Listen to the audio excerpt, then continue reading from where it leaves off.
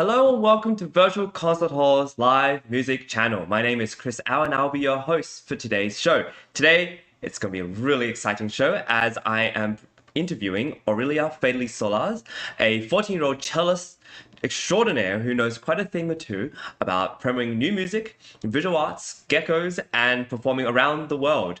All of this is to serve musicians and music lovers out there by providing performances and music that is live and will give valuable inspiration to all audiences out there. And it's because it is our passion to be connecting musicians and audiences in real-time musical performances and live programs from around the globe.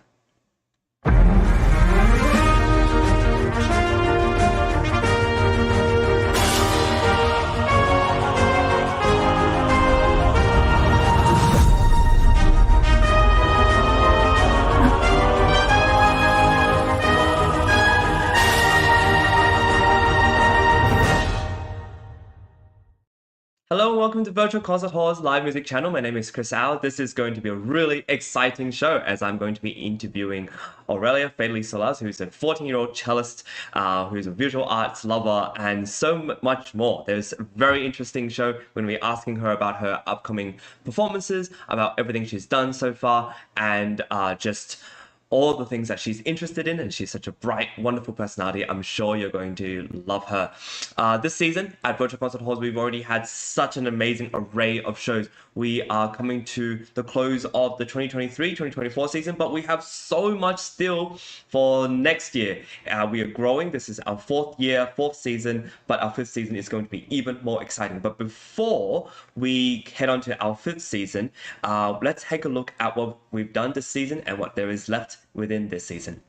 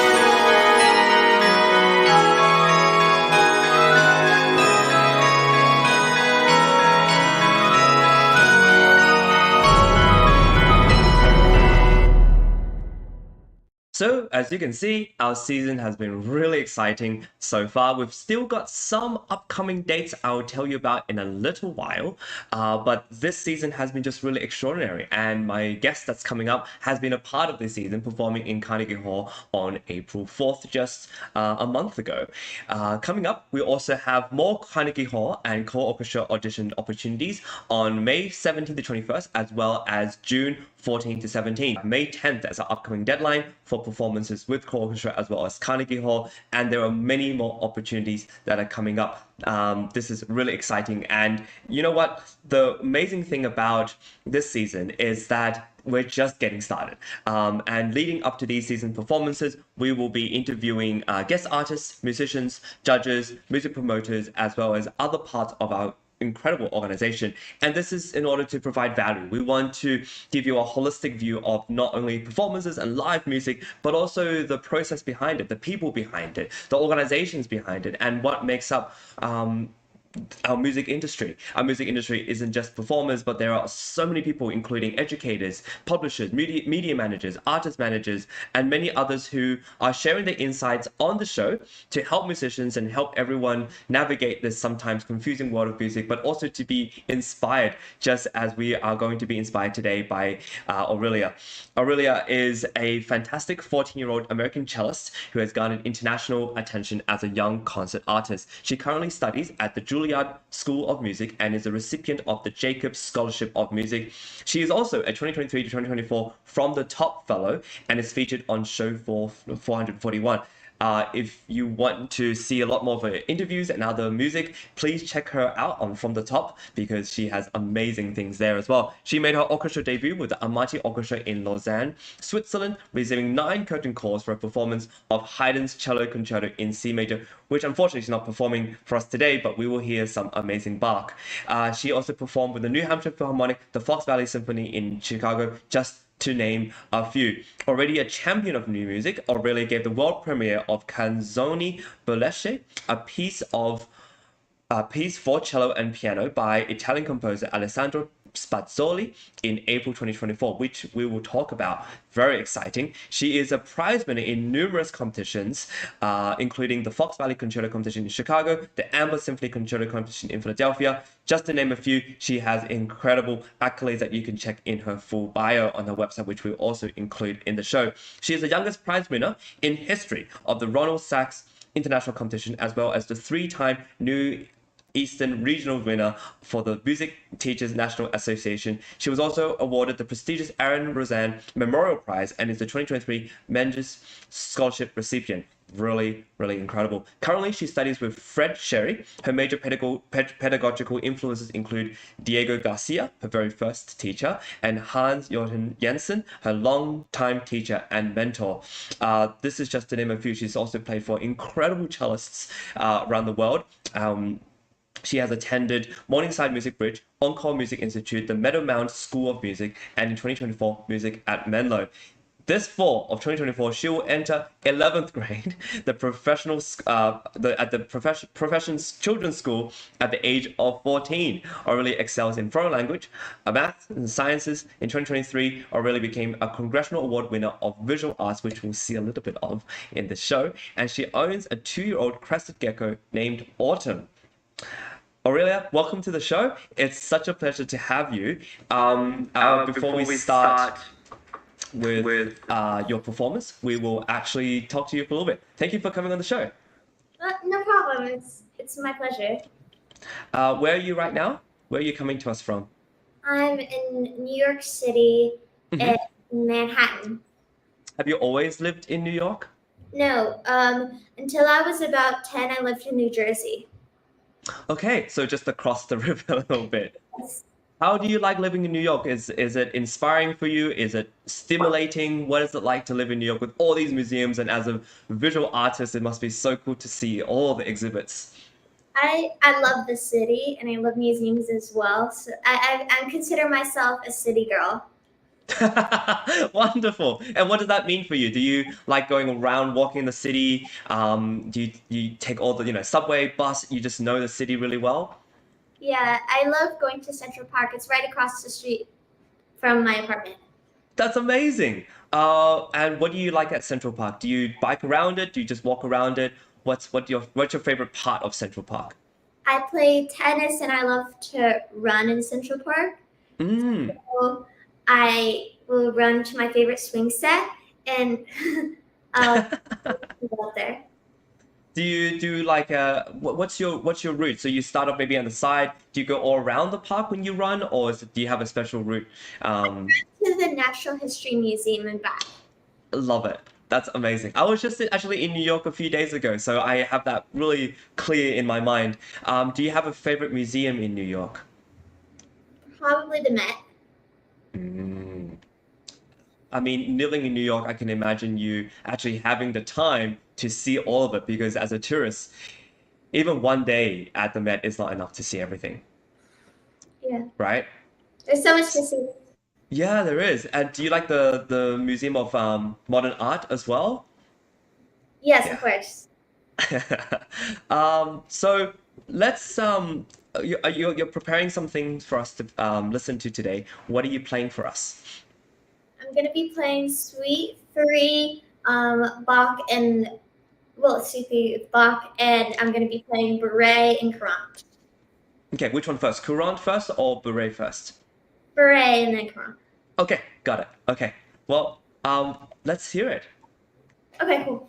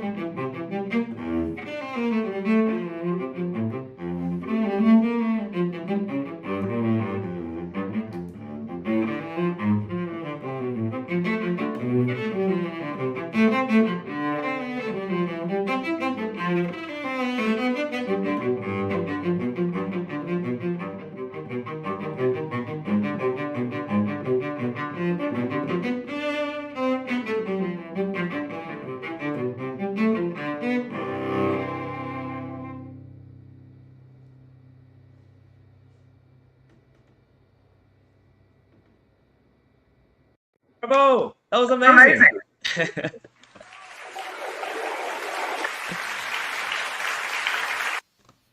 So, why have you chosen these two pieces to play today? Well, I love Bach. I'm a sucker for Bach, and it's just so much fun to play. It's simple, cute, and it's really fun. What do you think of when you play Bach? Do you feel like there's so much movement in it, and do you attribute certain images to it when you play, or what are you thinking about when you think about the music of Bach?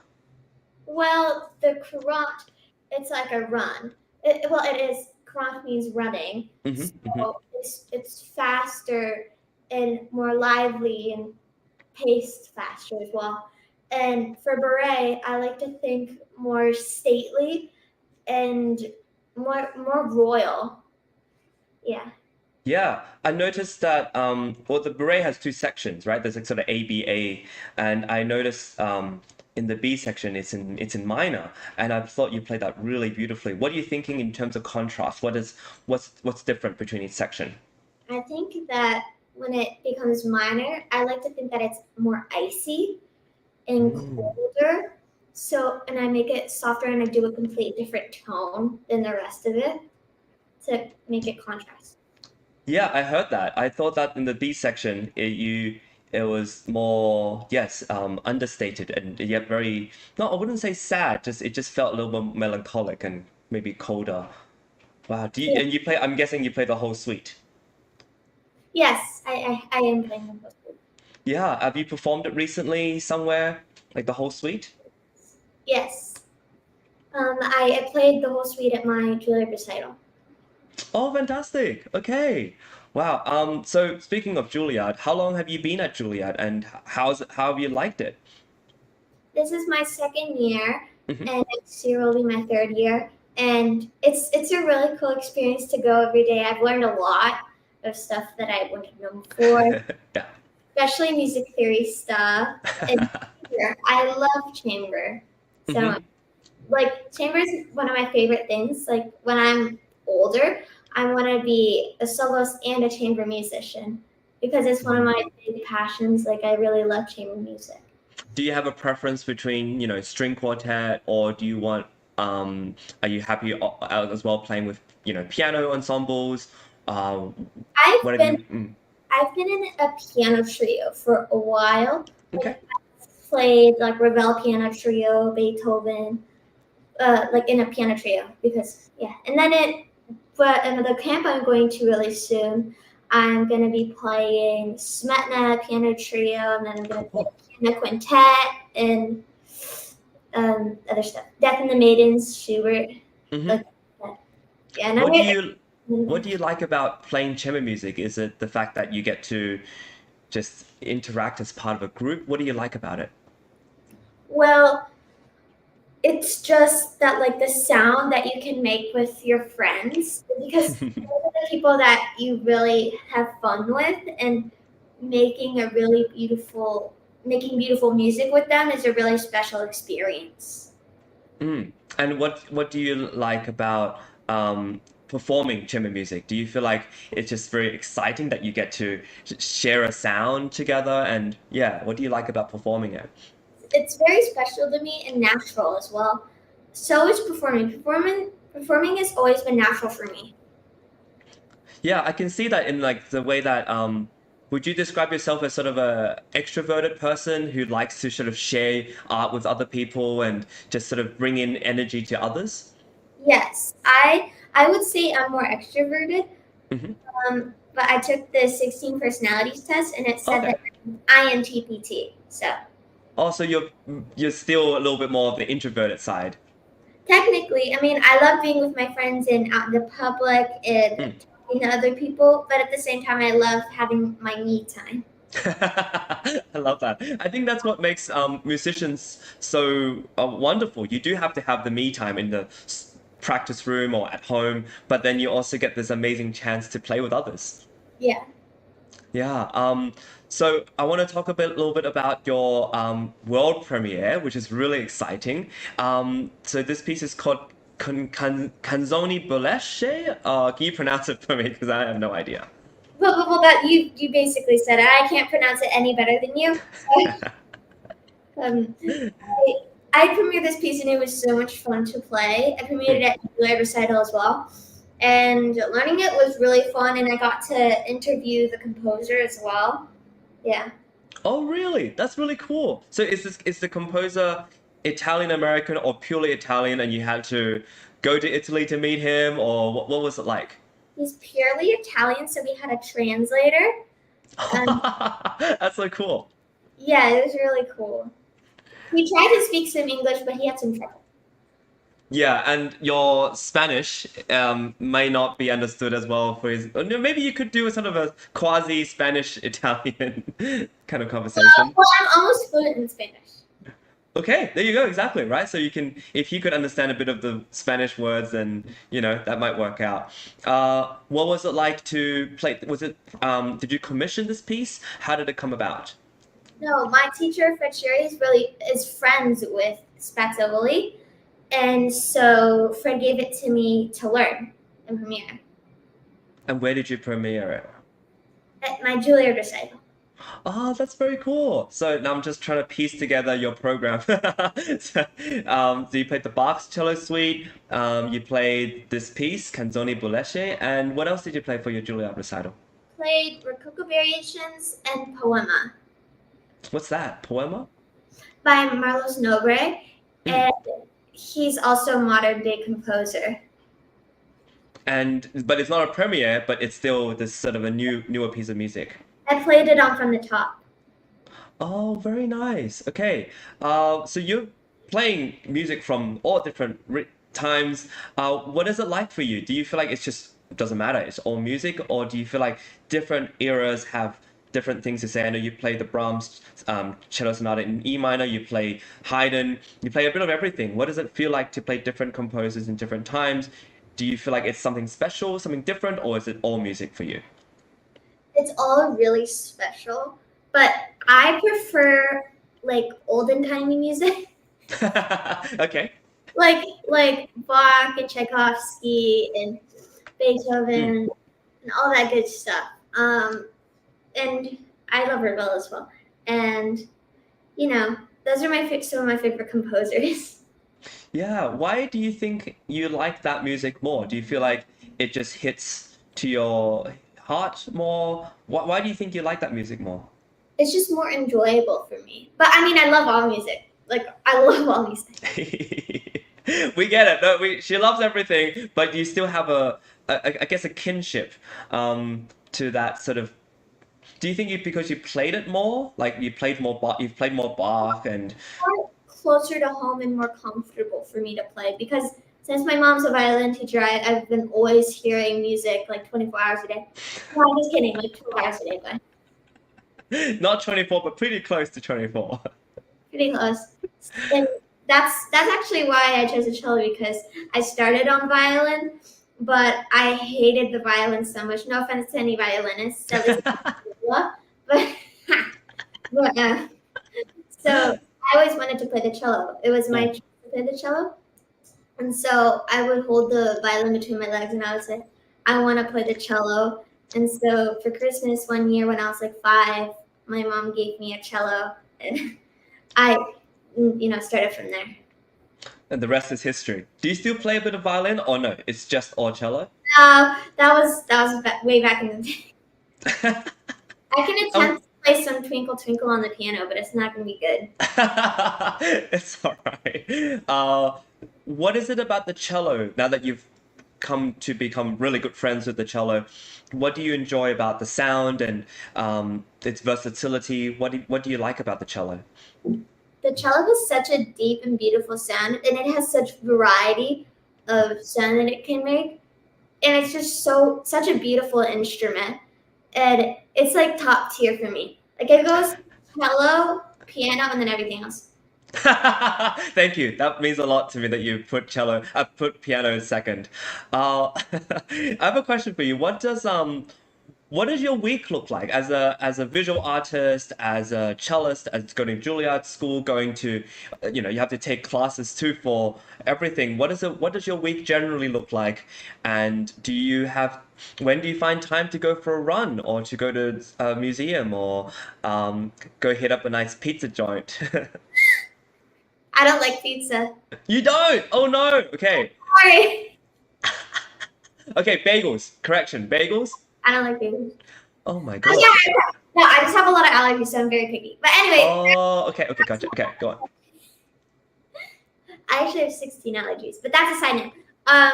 Okay. Yeah, those are all food allergies, and then I'm allergic to like all animals. But anyway, sorry, I'm getting off track. No, it's okay. Go for it. Yeah. My normal week would usually be like I wake up and then I would go practice for 2 hours or so, and then I would go and probably do some homework or draw a little bit, and then I would probably have class, Mm. like either biology, math, Spanish, either one, and then usually it's followed by another class. Like I sometimes have things in a row, so it'll be like math and then Spanish and then biology, and then like my neurology class. And yeah, I actually really like neurology. But anyway, so then now it's kind of like one-ish, and then I eat dinner. I mean, I eat lunch late because I'm busy in the Mhm. afternoon, and I'm eating lunch, and then I practice more, and then I practice more, and then I practice more. No, I'm just kidding. And then you keep practicing more and more. And I practice more. Yeah, I know. oh, gotcha. Yeah. And I read some. Well, I like, and then I go on my run when it's around like 3 or 4. I go on my run, and I run to my favorite swing set, and I like read some. I like to read biographies on like Jacqueline Dupre and some of my Oh. favorite cellists and composers and stuff. But yeah, and then I And come then you practice some more. And then you practice some more. to practice some more. Yeah, There we go. Yeah. homework, or then I might have another class, or like, and then yeah, that's basically. Mm. I have to go to sleep early because my mom makes me go to sleep early. That's probably a good thing because you gotta It's a good sleep. thing. And, yeah, yeah, yeah. Um, I notice how interested you are in neurology as well as I think there's certain you might be doing more of that next year. Like, tell me about this obsession, or maybe obsession, but like this fondness you have for I'm neurology. going to Brown this summer to take a course on neurology as well. I've always been interested in science since I was a kid. Actually, before I wanted to become a cellist, I wanted to be a scientist. Oh, okay. That was like the first thing I wanted to be. Well, I think before it was geologist because I had an obsession with rocks. I was a very good child. It was like geologist, and then it was scientist, and then it was, I think, and what was it? Mom? You know? Okay. She doesn't want to talk. Um, and then I think it was after that I wanted to be a doctor for a while, and then it was cellist. Wow. Can you tell me, in your mind, how does science and your, fondness for science, your obsession with science, how does that work with cello? Because it's for a lot of people that might be so different. It is really different. It's people are very surprised when I tell them that kind of stuff. Mhm. Oh, I'm really fond of science and the arts. And they're like, but those are two separate things. But I don't know. I just I'm really interested in both of them. Do you feel like it tickles your brain in different ways? So you have this sort of science Yeah, knowledge, which is so like there's no there's always a right and wrong, or there's always like an answer. Whereas with music and cello, there's always this sort of freedom, and yet there's technique and a way to get to, so quote, the right answer. What do you think about that? no, I totally agree with you. Like, I get to stimulate my brain in different ways, which Hmm. I like doing because if I don't do enough in one day, I get bored and then I get tired and get frustrated with myself because I'm like, why didn't I do anything today? I'm so lazy, So I have to have a lot of things to do, or else like it's chaos. Have you learned anything in neuroscience or neurology that you've applied to your cello practice or your cello playing? Not really. Okay. I mean, I see where you're coming from, Hmm. but I mean, you have to be extremely focused for both of them and determined to do what you have to do, Hmm. and ambitious as well. But I don't know if there's any like real connections. I have to think about that one. Yeah, no, I only asked because I'm also quite interested in neuroscience, not as much as you are. I think you have more of a fondness. But there's sort of research and study that come out talking about, whether after you practice, you go do, a non-sleep deep rest, so or sort of a meditative practice in order to help, and also how sleep, the science behind sleep helps you practice better and to actually memorize and learn music better. Have you touched that at all? Do you know anything about that at all, or am I completely speaking gibberish? Yes, actually. No, I know what you're talking about. I have different kinds of practice. I have Okay. practices where I'm more laid back and just complete slow intonation practice, where it's like my brain kind of turns off and I just play because sometimes that's all you need to do to like especially keep up a piece when you've already like polished it, but you still have to play it for things. That's what I'm doing for Rococo Variations right now because I'm kind of tired of it. I know it's hard to get tired of Rococo Variations because it's such an amazing piece, which I know it is because I love it. But I've played it so much, I'm like, oh, please I have to practice it more. So I just kind of turn off my brain, become a zombie, and then practice it.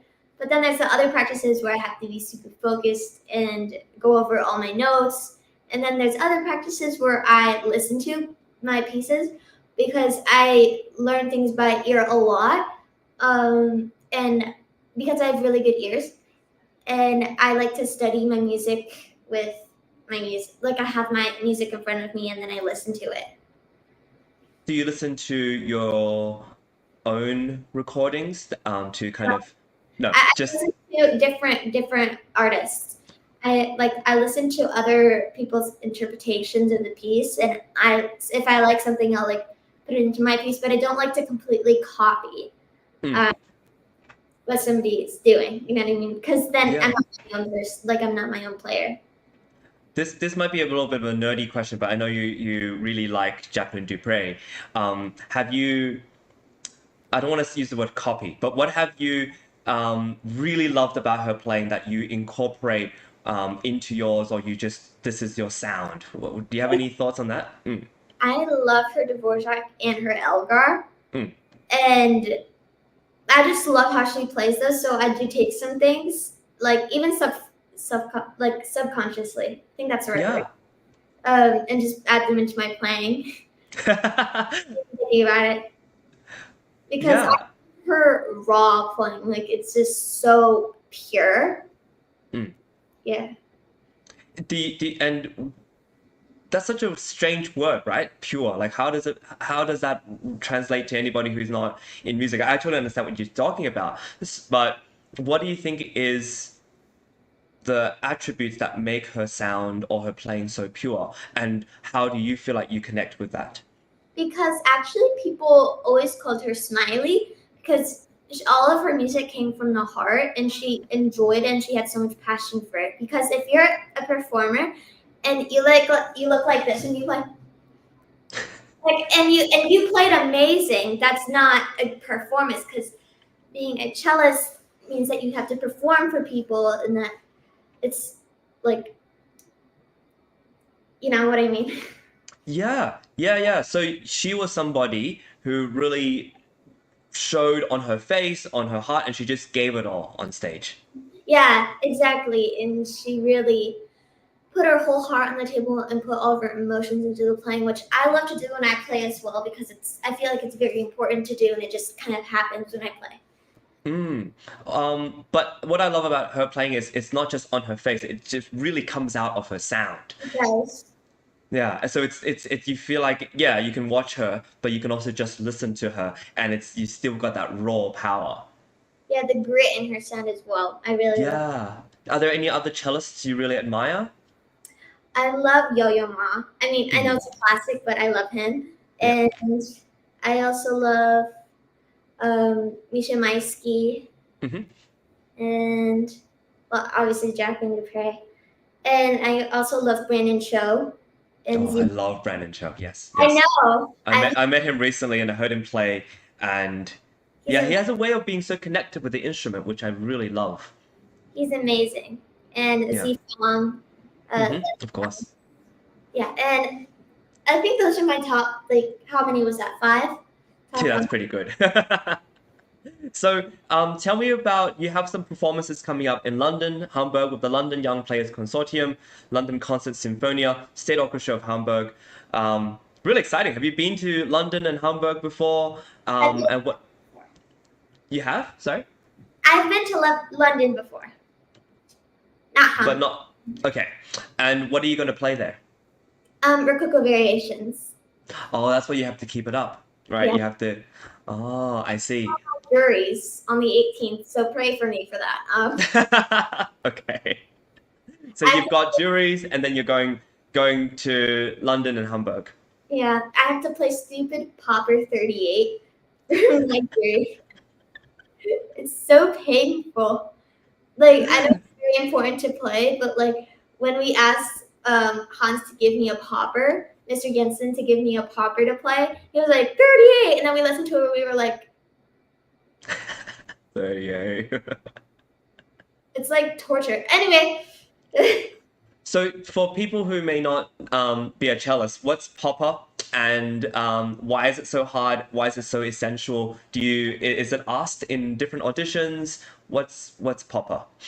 Popper is a very big composer, and he writes etudes, and so they're very technical and repetitive, which makes them kind of boring to play. And the one I'm playing right now is like literally just octaves, like that. Yeah, and it's really fast too. It's like, wait. Do you want to show us a little bit? Yeah, sure. Don't blame me if it's bad.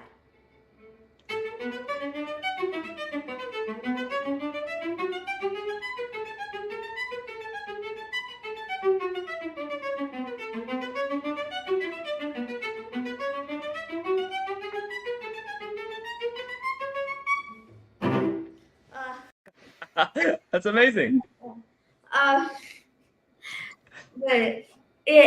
that wasn't very clean, but It sounded pretty good to me. I mean, you've got cello ears, and you've got better ears than me, maybe. But that's really quite good. Do you feel like it helps you play other pieces? Okay. yes, because it's so technical, and since it focuses on octaves, it helps me because, like, for example, seventh variation of Rococo, there's that very end, and it's just octaves. And I just had a lesson, and we focused on the shape of my hand in octaves, and it was a bit wrong because in octaves my thumb is too curved, and I had to like straighten it out. But Wow. No, that's quite technical, but it's really interesting. So, is it difficult to change that now that you've always been doing a little bit rounded? yes, and as well as the fact that my finger locks in this position. Oh, yeah, I see. Two octaves, but that's just because I have like really difficult fingers. But I just had to change that habit, and same with my thumb. Like I can actually do this. Oh, wow. Very flexible. Yeah, and I can put my leg up here and then go over. I'm really flexible all over. And do you feel like that helps you with playing, or do you feel like with cello you have to almost have a bit more tension so you can maintain shapes? It helps because my fingers are very stretchy. Oh, true. Yeah, like my. You can really get those big octaves or those tenths or whatever it is you need to do. Trouble with like octaves or big reaches. I usually don't. But I also have kind of big hands. But Yeah. You could have played piano, honestly. I think with your flexibility, you could have, yeah. Oh, that's amazing. So one of the last things I want to ask you about is your social media. This is something that you've developed and you've got quite a big following, which is really, really amazing. What are some of the positive experiences you've had with social media, as well as kind of how do you feel about just documenting your journey through cello playing? How has it been for you? I love having a big social media because the amount of times that people reach out to me and been like, "Oh, my daughter or my son started cello because of your video," and I love being inspiring for like younger cellists as well. It's one of the reasons why I do it. One of the main reasons, actually, because I love to share my music and especially to inspire others. Wow, I love it. I have a question for you. If someone's coming up to you on social media or in real life and they're asking, "Oh, why is cello playing or arts, visual arts or music, why is that important in our life, in our society?" What would you say? Because it's kind of an escape from how much worry and like stress there is in the world, and music is an escape for that, and it just brings happiness and joy and emotions through the playing. Like even if the piece might be sad, so it can make you sad. You know what I'm talking about? Yeah, but there's so many different escapes, right? You can watch movies or play video games or why classical music, and why does this mean so much to you? It's different. It's just different than like playing like Fortnite or Call of Duty.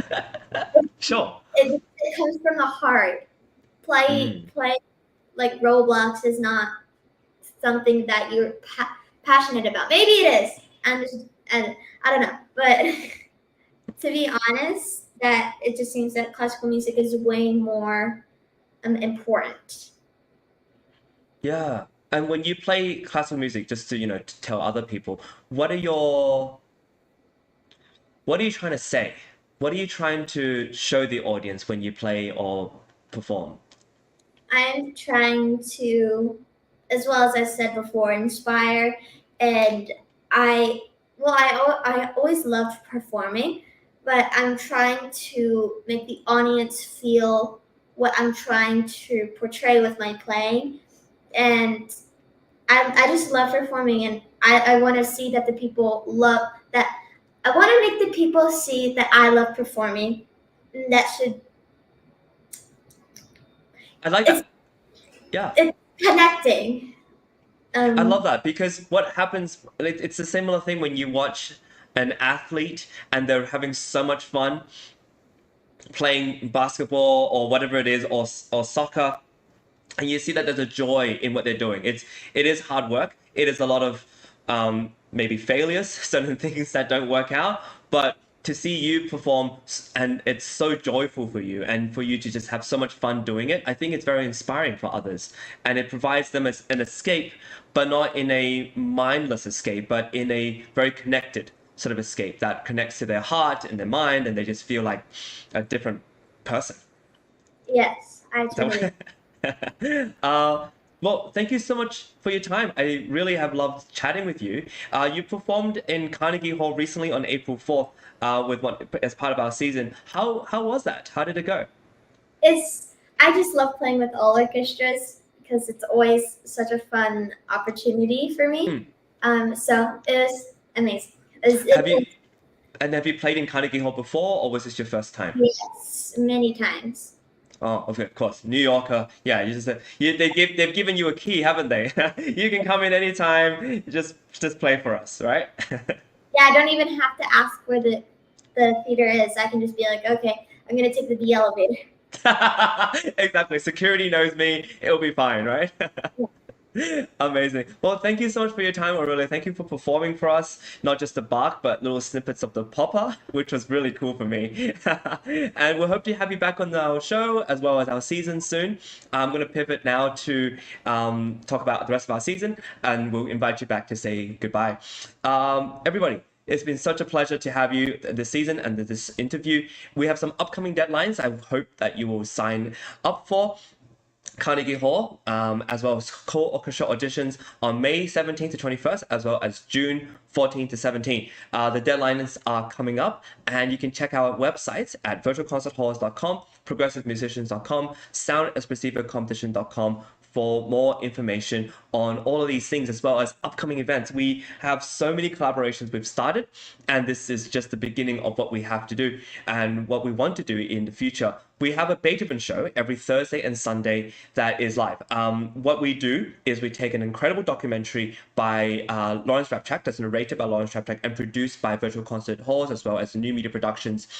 What Larry brings is incredible. What he does with each movement of the symphony, dissecting it and telling us not only the historical, but the musical and the performance context behind each symphony is incredible. We've done Beethoven, we've done the Fifth Symphony, we've done the Sixth Symphony, we've done what else have we done? We've done the first, and we are it's just so much fun to do it.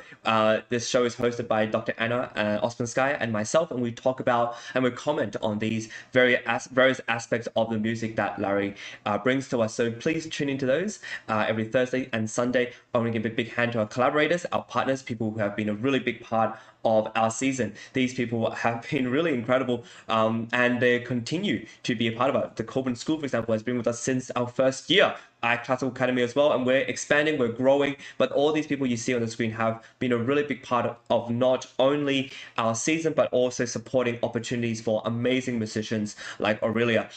We have all these orchestras coming up. There's more to come, so please check us out on our websites and be a part of what we hope will be really, really valuable for young musicians as well as music lovers and audiences out there.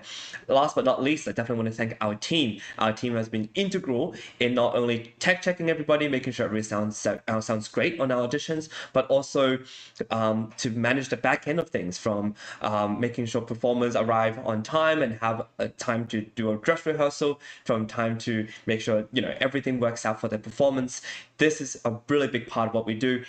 We are a growing team. If you would like to join us, we will really welcome you. Please contact us and we'd love to see you there. I want to bring Aurelia back and to say goodbye to everybody. Thank you so much for watching this amazing show. Aurelia, thank you. You've been amazing. I hope to have you back soon.